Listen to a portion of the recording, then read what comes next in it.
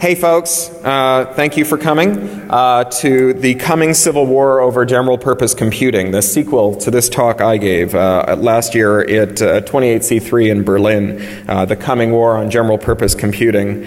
In a nutshell, the hypothesis of that talk was that computers and the internet are everywhere. The world is increasingly made of computers.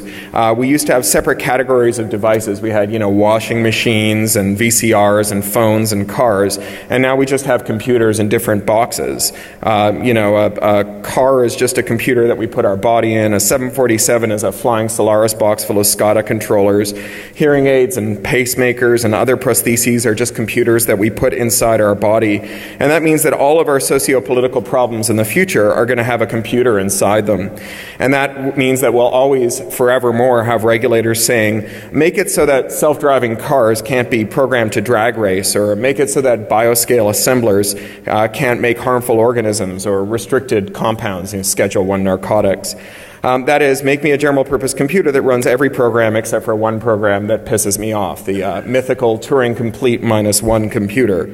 We don't know how to make computers that can run all the programs we can compile except for the one that pisses off a regulator or disrupts a business model or abets a criminal. The closest approximation we have for that device is a computer with spyware on it out of the box. Computers that watch everything we do in case we do the wrong thing, and then it intercedes and says, I can't let you do that, Dave. A computer that runs secret programs designed to be hidden from the owner of the device, which the device can't override, which the owner can't override or kill, DRM, in other words. These computers are a bad idea for two significant reasons, or at least two that I can think of. The first one is that they don't solve problems. Breaking DRM is not hard for bad guys. The copyright war's lesson is that DRM is always broken with near immediacy. Because DRM only works if the I can't let you do that, Dave program remains a secret. Once the most sophisticated attackers in the world liberate that secret, it's available to everyone else too. The second reason is that DRM has inherently weak security and makes all of our security overall more weak. Certainty about what software is on your computer is fundamental to good computer security. If you're not allowed to know what software is running on your computer, then you can't make it secure. Designing the I can't let you do that, Dave facility into computers creates an enormous vulnerability that anyone who hijacks that facility can do things to your computer that you can't find out about, much less override. And once a government has solved a problem with DRM, there's this perverse incentive to make it illegal to tell people things that might undermine the DRM. Things like, this is how DRM works. Or there's a flaw in this DRM that would let an attacker secretly switch out your webcam and listen through your mic. I've had a lot of feedback from various distinguished computer scientists, technologists, civil libertarians, and security researchers after this talk. And I believe that within those fields, within the field of people who agree broadly that owners should be allowed to control what runs on their device, there is a widespread consensus that all things being equal, computers are more secure, and society is better served when the owners of computers can control what software runs on them. But let's examine for a moment what that would actually mean, how you design computers so that owners know what's running on them. Most computers today are fitted with TPMs, Trusted Platform Modules. This is a secure coprocessor mounted on the motherboard, and the specification of these TPMs are published, and an industry body certifies compliance with those specifications. To the extent that this industry body is doing its job and that the spec is good, it's possible to be reasonably certain that you have a real functional TPM inside your computer that faithfully implements the spec. The TPM is secure in that it contains some secrets, cryptographic keys.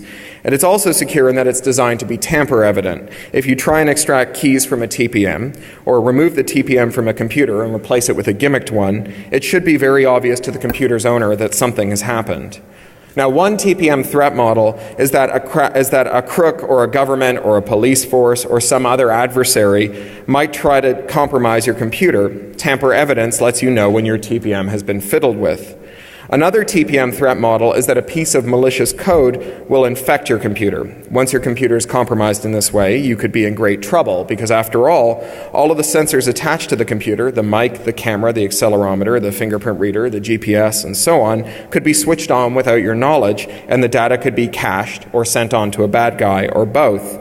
All the data on your computer, your sensitive files, your stored passwords, your web history, might be sent to a bad guy or erased or tampered with. All the keystrokes on your computer, including your passwords, could be logged, and all the peripherals attached to your computer might be covertly operated: printers, scanners, SCADA controllers, MRI machines, cars, avionics, and 3D printers, or they could be subtly altered to cause some failure in the future.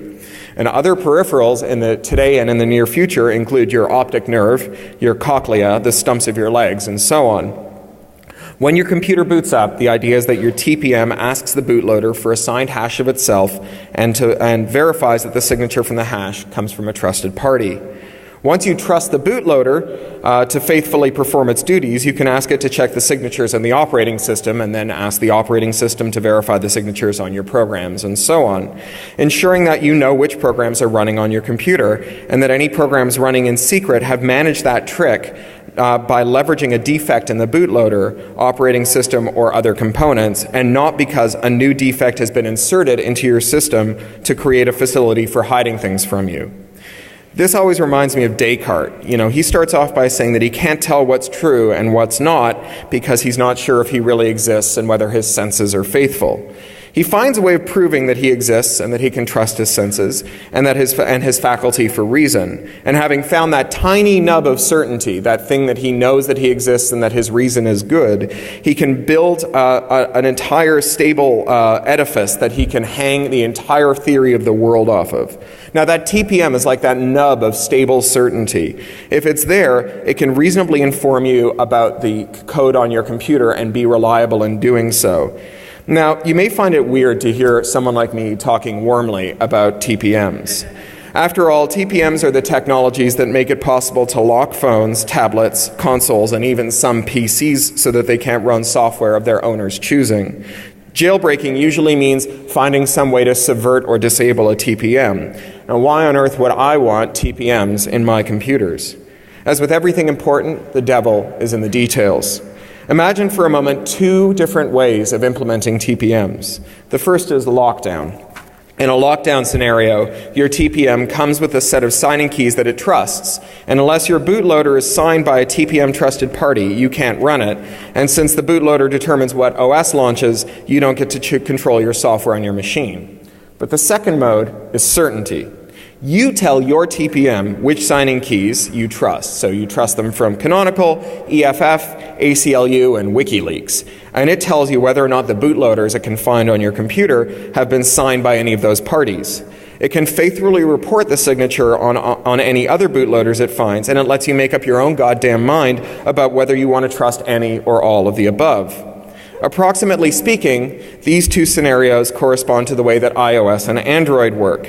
iOS only lets you run the Apple-approved code. Android lets you tick a box to choose the code that you want. But critically, Android lacks an important facility. It can't do the little bit of crypto work necessary on the software before boot time to tell you whether or not the code you think you're running is actually the code you are running. It's freedom without certainty. Now, in a world where the computers that we're discussing can see you and hear you, where we insert our bodies into them when they fly our planes and drive our cars, where they're surgically implanted inside us, certainty becomes a very big deal. Which is why I like the idea of a TPM, assuming that it's implemented in that certainty mode and not in the lockdown mode. Now, if that's not clear, think of it this way. The war on general-purpose computing is what happens when the control freaks in government and industry demand the ability to remotely control our computers. The defenders against that attack are also control freaks. They're like me, but we happen to believe that the device owners should have control over our computers and not governments or corporations. Both sides want control, but they differ on which side should have control. Now, control requires knowledge. If you want to be sure that songs can only be moved onto an iPod and not off of the iPod needs to know that the instructions being given to it by the PC to which it's tethered are emanating from Apple-originated iTunes and not from something that impersonates iTunes in order to get the iPod to give it access to those files. That's how you accomplish the Roach Motel. Now, if you want to be sure that, if I want to be sure that my PVR won't record watch once video on demand movies that I've just paid for, the PVR manufacturer needs to be able to ensure that the tuner that's receiving the video will only talk to approved devices whose manufacturers have promised to honor the do not record flags in the programs. Now, if I want to be sure that you aren't watching me through my webcam, I need to know I need to know what the drivers are and whether they honor the convention that the little green activity light always comes on when the webcam is running. And if I want to be sure that you aren't capturing my passwords through my keyboard, I need to know that the OS isn't lying when it says that there aren't any software keyloggers on my system. Whether you want to be free or want to enslave, you need to have control and you need to have knowledge. And that's the coming war on general-purpose computers. Now, what I want to investigate today and for the rest of this talk is what happens after we win the war on general-purpose computers, a prospect I call the coming civil war over general-purpose computers. Now, I ask you now to stipulate that we have a victory for the freedom side in the war on general-purpose computing, and that results in computers that lets their owners know what's running on them. Because the computers would faithfully report the hash and associated signatures for their bootloaders, and then the owners could control what was running on their computers, because the computers would allow their owners to specify who was allowed to sign the bootloaders, the OS, and so on. Victory in the war. Now, there are two arguments that we can make for why that would be a good outcome. The first one is the human rights argument. If your world is made of computers, then designing computers to override their owners' decisions has significant human rights implications.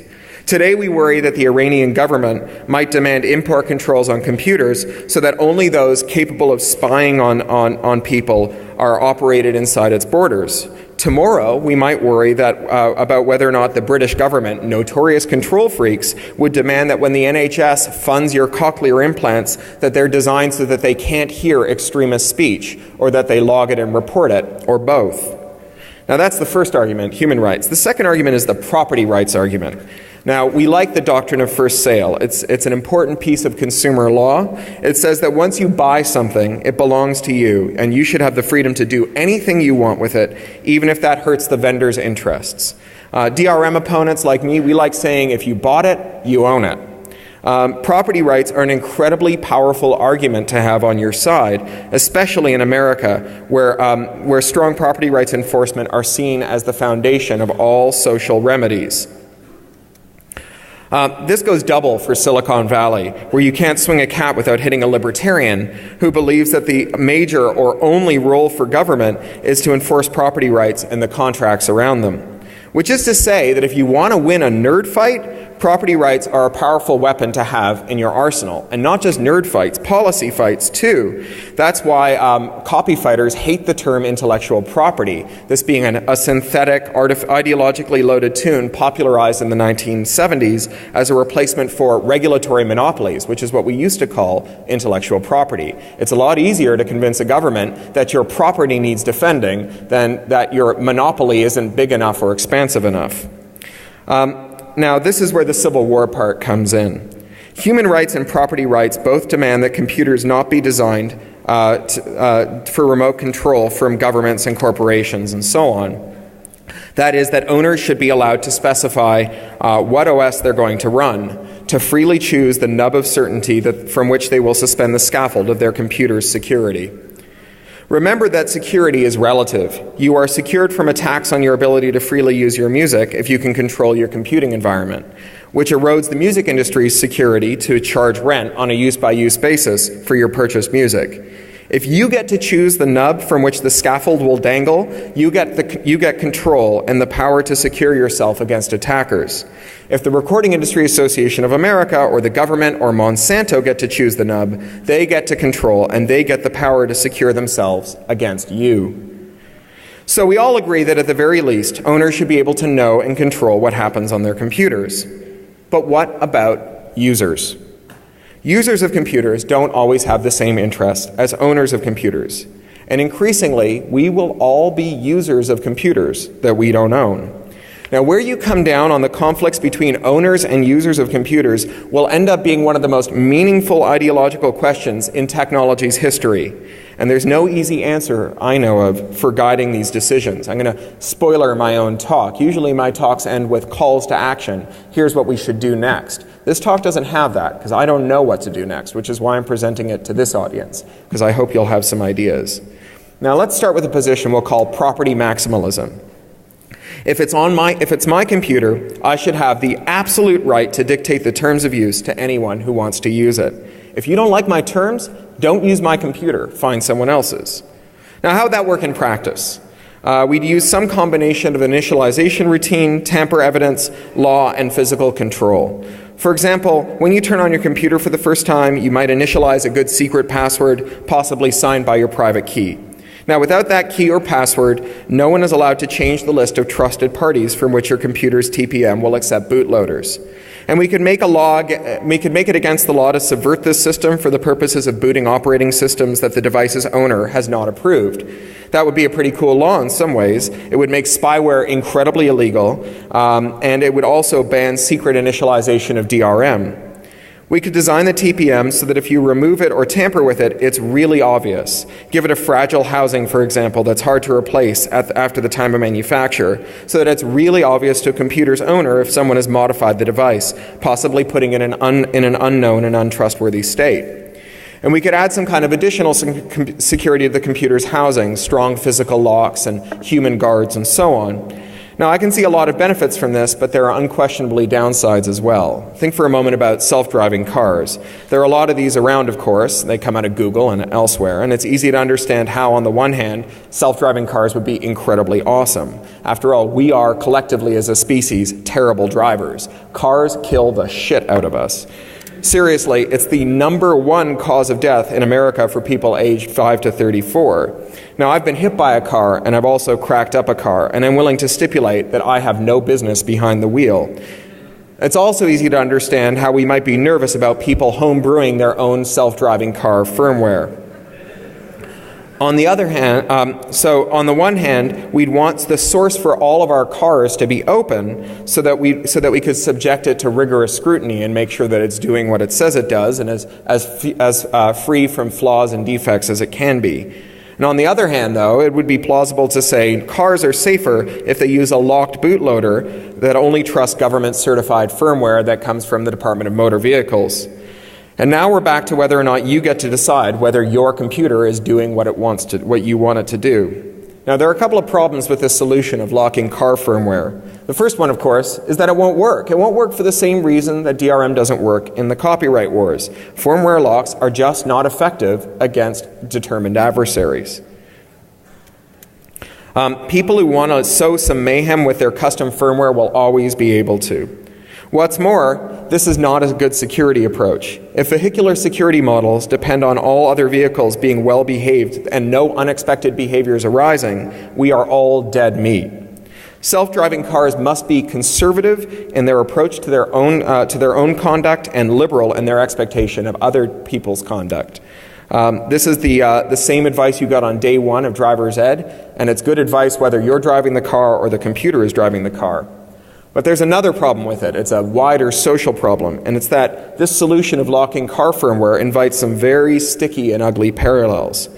Remember the old days when we talked about the information superhighway, and you heard lots of people from the record and movie industry talking about driver's licenses for the information superhighway? If we can justify securing our physical roads by demanding that the state or a state-like entity gets to certify the firmware of the devices that cruise on its lanes, how could we articulate a policy explaining why the devices on our equally vital metaphorical roads with comparable firmware locks for PCs, tablets, and other devices should not be controlled by the government as well? After all, the general purpose network means that MRIs, spaceships, air traffic control systems, and so on all share a single information superhighway with Game Boys, Arduino-linked fart machines, and dodgy voyeur cams sold by spammers who make them in the Pearl River Delta. And consider avionics and power station automation. This is an even trickier one. If the FAA mandates a certain firmware for 747s, it's probably going to want those 747s designed so that only the FAA can choose what bootloader runs on the 747. And just as the Nuclear Regulatory Commission, and just in the same way that the Nuclear Regulatory Commission will want the final say on the firmware for your reactor pile. Now, this may be a problem for the same reason that a ban on modifying car firmware is. It establishes the idea that allowing the authorities to control your software load is a good way to solve our social problems. But it may be that airplanes and nukes are already so regulated that an additional layer of software regulation wouldn't leak out into other areas of daily life. Nukes and planes are subject to an extraordinary amount of no-notice inspection and reporting requirements that are genuinely unique to their circumstances. But there's a bigger problem with this owner-control market. What about the people who only use computers and not the people who own computers? This is not a group of people whom the IT industry has a lot of sympathy for on the whole. An enormous amount of energy has been devoted to stopping non-owning users from inadvertently breaking the computers they're using by downloading menu bars, typing random shit they find on the internet into their terminals, plugging in malware-infected USB devices, disabling the firewall, installing plugins, adding repositories, adding certificates to the machine's or browser's trust root, punching holes in the network perimeter by accident, accidentally connecting networks that are required to remain separate, such as the sensitive internal network and the untrusted external network, and to stop users from deliberately doing bad things like installing keyloggers and spyware to attack future users, misappropriating secrets, snooping on the network traffic, deliberately breaking their machines, deliberately punching holes in the network perimeter, deliberately disabling the firewall, and deliberately interconnecting networks that are supposed to remain separate. There's a kind of symmetry here. DRM and its cousins are deployed by people who believe that you can't and shouldn't be trusted to set policy on the computer that you own. If systems are deployed by IT systems are deployed by computer owners who believe that computer users can't be trusted to set policy on the computers they use. As a former systems administrator and CIO, I'm not going to pretend that users aren't a challenge. But I think that there are good reasons to treat users as having rights to set policy on the computers that they don't own. I want to start with an easy one, what I think of as the simple one, which is the business case. Because human rights are always harder to explain than profit. In America, of course, money talks and bullshit walks. When we demand freedom for owners, we do so for a lot of reasons. But one important one is that computer programmers can't anticipate all of the contingencies that their code might run up against. That when the computer says yes, you might still need to say no. And when the computer says no, you, the owner, might still need to say yes. The idea that owners possess local situational awareness that cannot be perfectly captured in any number of nested if-then statements. This is where communism and libertarianism ironically converge. Now, this guy, Friedrich Hayek, who's kind of the archduke of capitalist thought, believed that expertise was diffuse and that you were more likely to find the situational awareness necessary for good decision-making very close to the decision itself. Devolution gives better results than centralization. And then there's this guy. Marx believed that in the legitimacy of workers' claims over their working environment, saying that the contribution of labor was just as important as the contribution of capital, and demanded that workers be treated as the rightful owners of their workplace with the power to set policy there. For totally opposite reasons, both of these guys believed that the people at the coalface should be given as much power as possible. The death of mainframes was attended by an awful lot of concern over users and what they might do in the enterprise. In those days, users were even more constrained than they are today. They could only see the screens that the mainframe let them see and only undertake the operations that the mainframe let them undertake.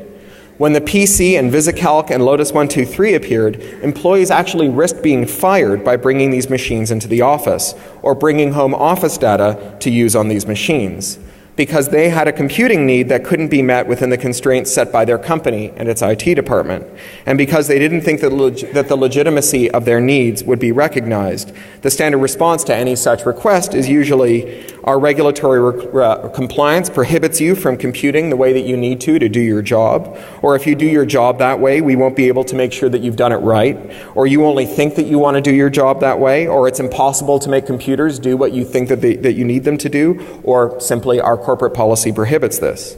Now, some or all of these reasons might be true, though often they aren't. And even when they are true, they're the kind of soft truths that we give bright young geeks millions of dollars in venture capital to falsify, while middle-aged administrative assistants get written up by HR for trying to do the same thing. The personal computer arrived in the enterprise through the back door, over the objections of IT, without the knowledge of management, at the risk of censure and termination, and it made the companies that fought it billions, trillions. The reason that giving workers more powerful, more flexible tools was good for their companies is that people are generally smart and they generally want to do their jobs. And because they all know stuff that their bosses don't know. As an owner, you don't want the devices you buy locked because you might want to do something that the designer didn't anticipate. And employees don't want the devices they use all day locked because they might want to do something that the IT department didn't anticipate. This is the soul of Hayekism and of the free market, that we're smarter at the edge than we are in the middle. Now, the business world pays a lot of lip service to Hayek's 1940s ideas about free markets. But when it comes to freedom within the companies that they run, they're stuck a good 50 years earlier, mired in the ideology of a guy named Frederick Winslow Taylor and his scientific management. Now, he had the idea that workers were just particularly unreliable kinds of machines whose movements and actions should be scripted and constrained by all-knowing management consultants who would work with the equally wise company bosses to determine the one true way to do their job best. In other words, the ideology that let Toyota cream Detroit's Big Three during the car wars in the 1980s. So, letting enterprise users do stuff that they think will allow them to make more money for their companies sometimes makes their companies more money. And also, scientific management is about as scientific as trepanation or Myers-Briggs tests. The business case for user rights is a good one, but I really just wanted to get it out of the way so that I could get down to the real meat of this talk. The human rights dimension of user rights. Now, this may seem a little weird on its face, but bear with me. This is a guy named Hugh Hare. Earlier this year, I saw a talk by him. He's the director of the biomechatronics group at the MIT Media Lab. Some of you have probably seen him do a talk. He's got some TED Talks on YouTube. It's electrifying. Now, he starts out by showing a bunch of slides of cool prostheses that they're building in the lab, legs and feet and hands and arms. Each device that uses, even this device, they use focused magnetism to suppress activity in the brains of people with untreatable severe depression to an amazing effect. And then he shows this slide. This is a slide of him climbing a mountain, and you can see that he's buff and he's clinging to the rocks like a gecko, and it's pretty awesome. And then you see the whole slide. He doesn't have any legs. He's just got these cool mountain climbing prostheses. He looks down at the audience from where he's been standing and walking around on the stage the whole time, and he says, "Oh yeah, didn't I mention that? I'm robot from the knee down." And he pulls up his trousers. And then he proceeds to run up and down the stage like a mountain goat. It's one of the most amazing things you've ever seen. Now, the first question, when I saw him speak, the first question anybody asked was, how much do these cost? And he named a price that would buy you a nice brownstone in central Manhattan or a terraced Victorian in Zone 1 in London. So the second question anyone asked was, well, who's going to be able to afford these? And he answered, why? Everyone, of course. If you have to choose between a 40-year mortgage or legs, you'll choose the legs every time.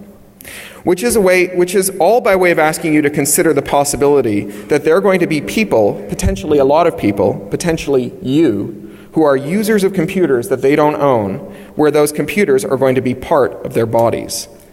Now, I think most of the technology world can understand why you, as the owner of your cochlear implants, should be legally allowed to choose what firmware runs on them. After all, when you own a device that is surgically implanted in your skull, it makes a lot of sense to give you the freedom to choose your software vendor. Maybe the company that made your implant had the very best signal processing algorithm when they were inserted into your head. But what happens when a competitor gets a superior algorithm next year? Should you be doomed to inferior hearing for the rest of your life or for the life of that competitor's patent? This is a problem that can't be overcome by mere code escrow and publication. That's the sort of thing that would protect you if the company that made your ears went bankrupt. You need to have the freedom to choose. Code publication won't do it. That code publication only protects you from sloppy or sneaky code that lets bad guys do bad things to your hearing. Now, this is a problem that only is overcome by the ambiguous right to change the software, even if the company that made your implants is still a going concern. So that's great if you're the owner of your cochlear implants. But what about users of cochlear implants? Consider the following scenarios. Say you're the minor child of deeply religious parents who pay for your cochlear implants, and they ask for the software that makes it impossible for you to hear blasphemy. Do you have the right to change your software load? Or you're broke, and a commercial company wants to sell you ad-supported implants that listen in on your conversations and insert contextual ads that trigger discussions about the brands that you love. Or your government is willing to install cochlear implants, but they want to archive and review everything that you hear without your knowledge or consent. Is that far-fetched? Well, last month, the Canadian Border Agency was forced to abandon its plans to fill Canada's airports with hidden high-fidelity microphones that would listen in and log every single conversation in the airports. Will the Iranian government or the Chinese government take advantage of this if they can do so? Now, speaking of Iran and China, there are plenty of human rights activists who believe that bootlogging is the start of a human rights disaster. It's no secret that there are high-tech companies that have been happy to build lawful intercept backdoors into their equipment to allow for warrantless secret access to your communications. These backdoors are now standard, and so even if your country doesn't want that capability, it will still be there. Now, in Greece, there's no legal requirement to have lawful interception backdoors on telecoms equipment. But during the 2004-2005 Olympic bidding process, an unknown person or agency switched on the dormant lawful intercept capacity in the country's phone switches and captured a large amount of private communication from the highest levels and then switched that capacity off again.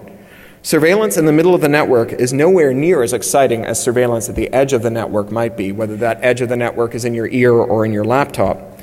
As the ghosts of Mr. Hayek and Marx will tell you, there's a lot of interesting stuff happening at the coalface that never makes it back to the central office. Even so-called democratic governments know this.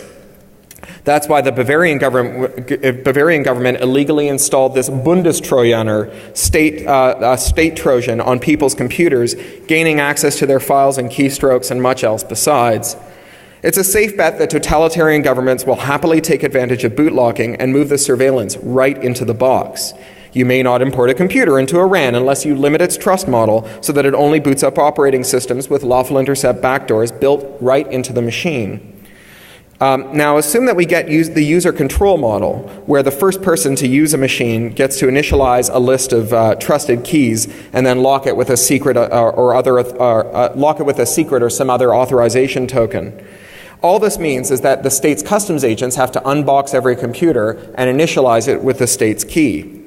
Now, maybe you'll be able to do something that overrides that trust model, but by design, this system will be heavily tamper-evident, meaning that a secret policeman or an informant can tell at a glance whether you've locked the state out of your system.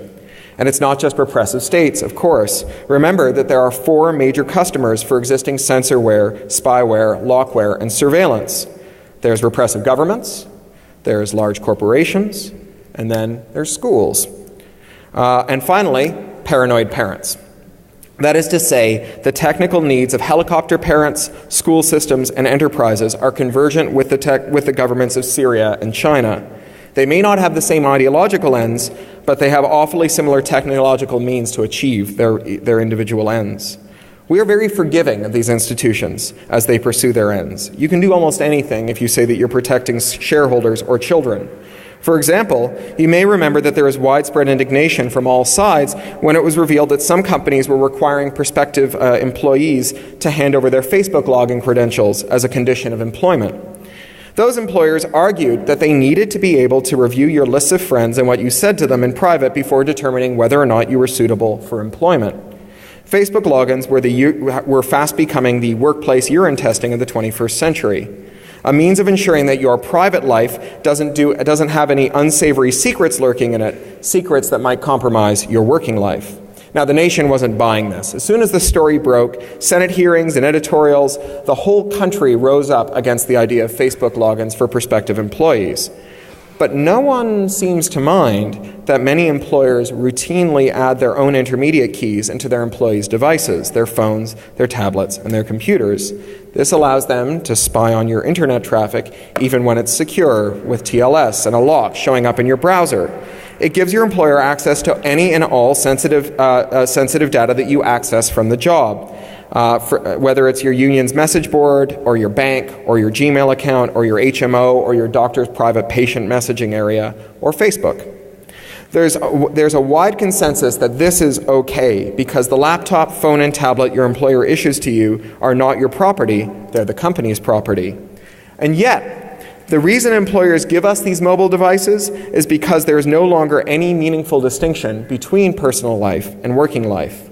Corporate sociologists who study the way that we use our devices find time and again that employees are not capable of maintaining strict divisions between work and personal accounts and devices. America is the land of the 55-hour work week, a country where few professionals take any meaningful vacation time, and when they do get away for a day or two, they do so in the company of their work-issued devices. Even in traditional workplaces, we recognize the human rights of workers. We don't put cameras in the toilets to curtail employee theft. If your spouse came by the office on your lunch break and the two of you went into the parking lot so that she or he could tell you that the doctor says the cancer is terminal, you would be aghast and furious to discover that your employer had been spying on you with a hidden microphone during that conversation. But if you use your company laptop to access Facebook on your lunch break, wherein your spouse conveys to you that the cancer is terminal, the exact same message, you're supposed to be okay with the fact that your employer has been running a man-in-the-middle attack on your machine and now knows the most intimate details of your life. There are plenty of instances in which rich and powerful people, and not just corporate peons and children and prisoners, will be users instead of owners. Every car rental agency would love to be able to LoJack the cars they rent to you. Remember that a car is just a computer you insert your body into. Not to mention that they would love to log all the places you've been to for marketing purposes and analytics. There's money to be made in finagling the GPS in the rental car to ensure that your routes always take you past certain billboards or restaurants. But in general, the poorer and younger you are, the more likely that you are to be a tenant farmer in some feudal lord's computational lands. The more likely that your legs will simply cease to walk if you get behind on payments on them. Meaning that any thug who buys up your debt from a payday lender can literally and legally threaten to take your legs away, or your eyes, or your ears, or your arms, or your insulin, or your pacemaker, if you don't come up with the next payment. Before I discussed how owner override would work, some combination of physical access control and tamper evidence designed to give owners of computers the power to know and control what bootloader an OS was running on their machines. Now, how would a user override work? I think effective user override would have to leave the underlying computer intact, so that when the owner took it back, she could be sure that it was in the state that she believed it to be in. In other words, we need to protect users from owners and owners from users. Here's one model for it, and I say that saying that with the free stipulation that I'm not a cryptographer and not a security expert, in the hopes that some of you will tell me how I'm wrong and how to improve on this idea. Now imagine that there's a bootloader that can reliably and accurately report on the kernels and OSs it finds on the drive.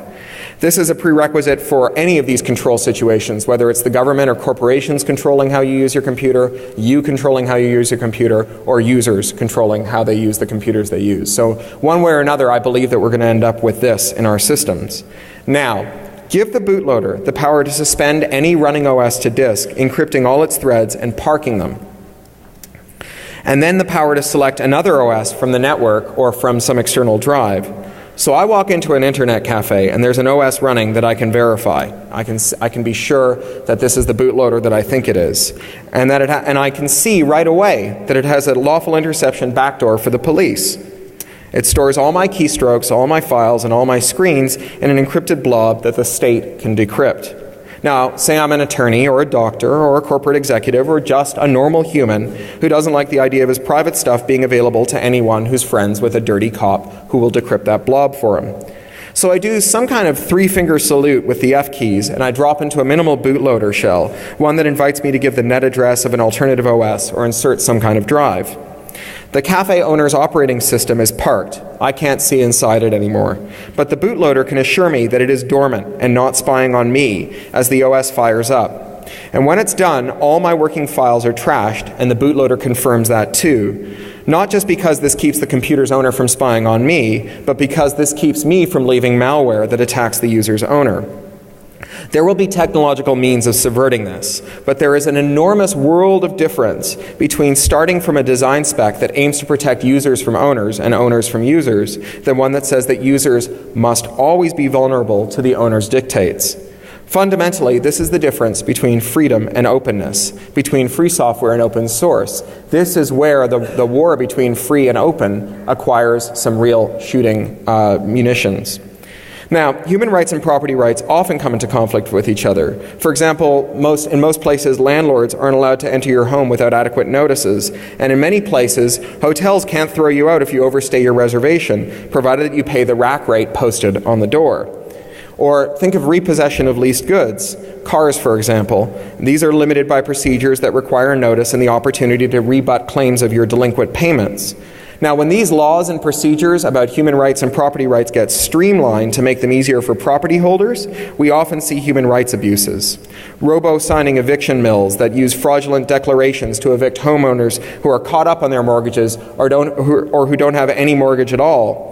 The potential for abuse in a world of computers is much greater. Your car might drive itself back to the repo yard, or your high-rise apartment building's elevators switch themselves off, as do their climate systems, stranding thousands of people until a disputed license payment is settled. This has already happened with multi-level parking garages. Back in 2006, the 314-car robot parking model RPS 1000 garage in Hoboken, New Jersey, took all of their cars and its guts hostage. It locked down the software until the garage's owners paid a disputed license payment. They paid it even though they maintained that they didn't owe it, because what the hell else were they going to do? And what will you do when your dispute with a vendor means that you go blind or deaf or lose the ability to walk or become suicidally depressed? The negotiating leverage that accrues to owners over users is total and terrifying. Users will be strongly incentivized to settle quickly rather than face the dreadful penalties that could be visited on them in the event that they had a dispute with an owner. And when the owner of the device is a state or a state-sized corporate actor, the potential for human rights abuses skyrockets. This is not to say that owner override is an unmitigated evil. Think of the smart meters that can override your thermostat at peak loads. These allow us to switch off coal and other dirty power sources that can be that are varied at peak times. But they work best if the users, the homeowners who've allowed the power company to install them, can't override the meters. What happens, though, when griefers, crooks, or governments try to quell popular rebellion using these meters to turn off heat during a 100-year storm or cranking heat up during a heat wave? The HVAC system in your house can hold the power of life and death over you. Do we really want it designed to allow remote parties to do stuff with it even when you disagree with them? The question is, once we create a design norm of devices that users can't override, how far will it creep?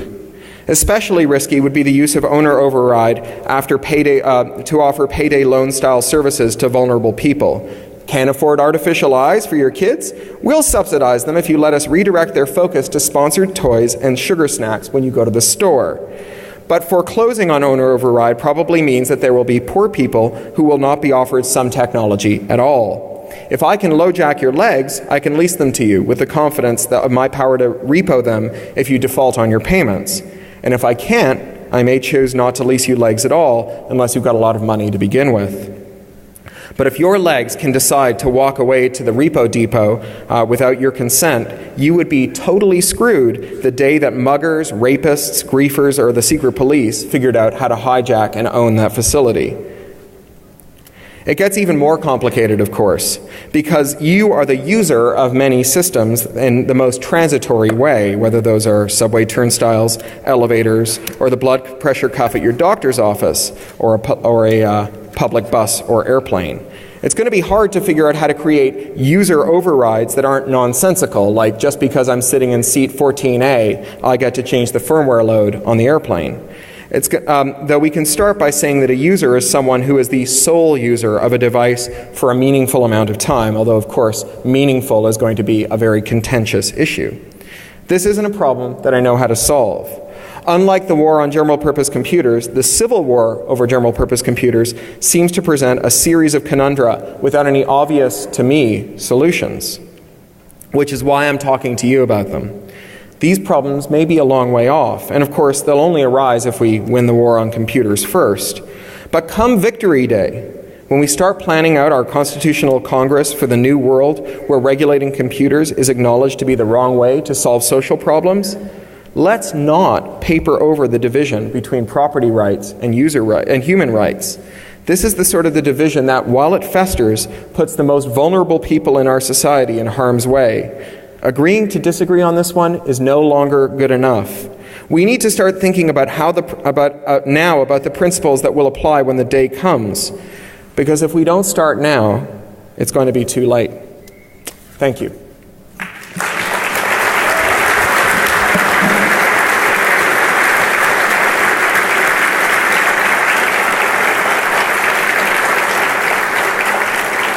So I reckon we've got about 10 minutes for Q&A. Is that right, Goons? Yes?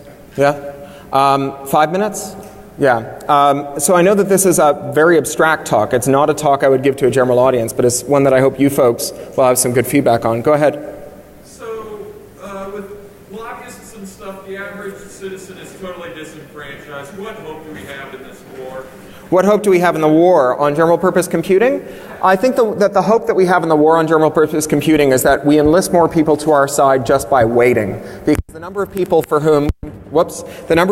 whom computers are not an abstract thing goes up every day, right? It's weird that hackers hate their grandmothers and their mothers a lot. They always use them as examples of clueless people.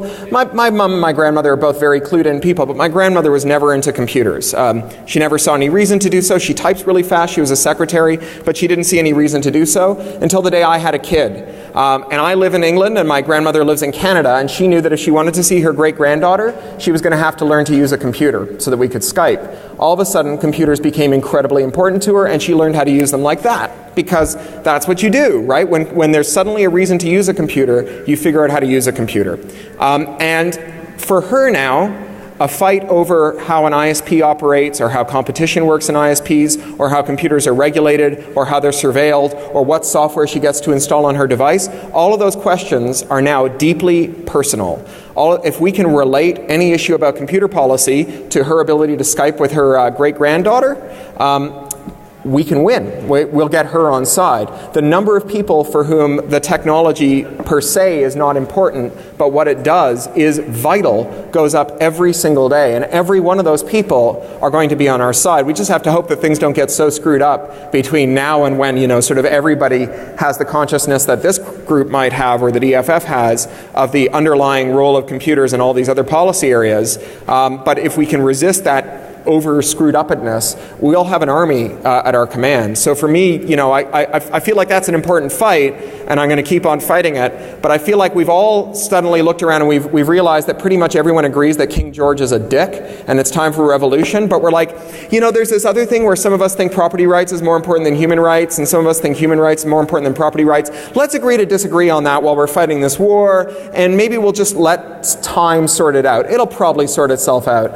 And in fact, it didn't sort itself out. It put a whole population of people in chains and then ended with one of the most grotesque wars ever fought in any country, and continues to reverberate through to today. And I kind of feel like if you're at the Constitutional Congress and you showed up having thought about this human rights and property rights question for a few years beforehand, and you've been quietly building consensus that this was an important issue to solve today and not to punt, how much harm could you have averted? So I'd like us to start thinking about it.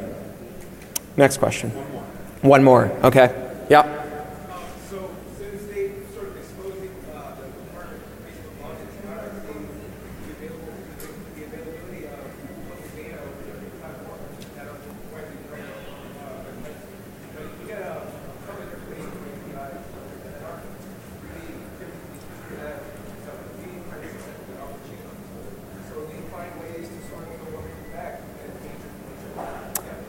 So that's a slightly different. The question is, what about the fact that that Facebook's APIs expose a shitload of data that you've never really thought that you consented to give up, or understood that you've consented? I think that's an important issue, but it's not this one. This one is about the fact that we aren't outraged. We are outraged when an employer says to a prospective employee, tell me your login and password, but we're completely cool with it when they just spy on you once you've been hired to get your login and password, or at least your authentication credentials, because they own the computer that you're using to do it. And that to me seems like it's no different from saying, well, we're gonna like eavesdrop on all your conversations at work and find out, you know, your bank account number when you tell it to your wife over your cell phone on your lunch break, and we're gonna use that to like look in your bank account, not steal your money or anything, just look in your bank account. And it seems weird to me that that's cool so long as it involves property rights. And it seems to me that there has to be a human rights limit that pushes back against the absolute nature of property rights, or I hope so anyway. So I think that's time. Thank you all very much.